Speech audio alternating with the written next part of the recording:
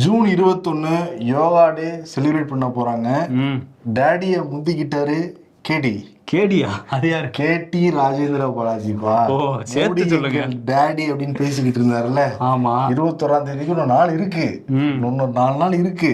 அதுக்கு முன்னாடி நான் பண்றேன் பாருங்கன்னு சொல்லிட்டு நேத்து நைட்டே உட்காந்துட்டாப்ல கேடி. ஆமா, கேடி வந்து டேடியை ஃபாலோ பண்ணி இங்க உள்ள டேடி இருக்காருல்ல, அவருக்கு ஆப்போசிட்டா உட்காந்துருக்கிறாரு.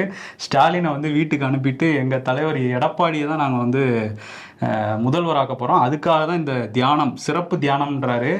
எடப்பாடிக்கு தியானத்தால பல பிரச்சனைகள் வந்திருக்கு. இப்ப அவராக தியானத்தாலேயே அவரை முதல்வராக்குறேன்ட்டு உட்கார்ந்துருக்கிறாரு. புதுசா இருக்குன்னு. ஆமா, அப்படிதான் புதுசா. நைட்டு ஃபுல்லா உட்காந்து இருந்தாரு. அந்த போஸை பத்தியே இல்லையா, கரெக்டா ஒரு இதுல போய் ஜம்முன்னு உட்காந்து போட்டோ ஷூட் எடுத்த மாதிரியே இருக்கு. ஆமா, கரெக்டா ஒரு இடம் இருக்கு, அங்க போய் உட்கார்ந்துருக்கிறாரு. எங்கன்னா ஸ்ரீவில்லிபுத்தூர்ல அந்த உள்ள கோயில்ல தான் போய் தியானம் பண்ணிட்டு சிறப்பு பூஜை எல்லாம் செஞ்சுட்டு வந்திருக்கிறாரு. நைட்டு ஃபுல்லா உட்கார்ந்தாருங்கிறது சொல்றாங்க. ஆதாரம் இருக்கா? நைட்டு ஃபுல்லா இல்ல, பகல்ல தான் எடுத்த மாதிரி தெரியுது இந்த போட்டோ. நள்ளிரவுல தியானம் பண்ணிட்டு சிறப்பு பூஜை பண்ணியிருக்கிறாராம். இல்ல, பல அரசியல்வாதிகள் நள்ளிரவு தியானம்லாம் பண்ணுவாங்க. அது வேற தியானம். இவர் வந்து எப்படியாவது ஸ்வீட்டு திரும்ப நமக்கு கிடைக்கணும் பால்வளத்துறைன்னு நினைச்சு கூட பண்ணியிருக்கலாம்.